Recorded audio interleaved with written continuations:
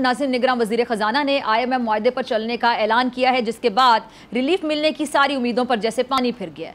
Doctor Shamshad Akhtar ने senate committee से बात करते हुए कहा कि मौजूदा IMF प्रोग्राम पिछली हुकूमत से विरसे में मिला है, जिस पर बातचीत का कोई रास्ता नहीं है। मईशत की हालत तवक्को से बढ़कर ख़राब है, जिसमें रिलीफ देने की कोई गुंजाइश नहीं है। यानी बाल्फाज दीगर अवाम को ऐसे ही जीना पड़ेगा और महंगाई का कड़वा घूंट पीना पड़ेगा।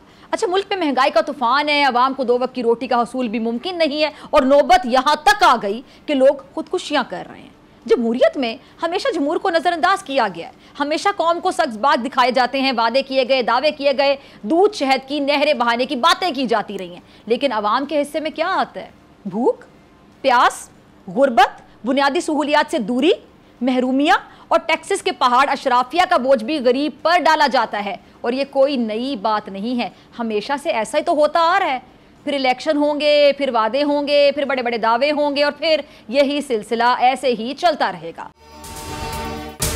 अगर आपको ये वीडियो पसंद आई तो सब्सक्राइब करें और बेल आइकन पर क्लिक करें। सब्सक्राइब करें और बेल दबाएं ताकि कोई खबर रह न जाए।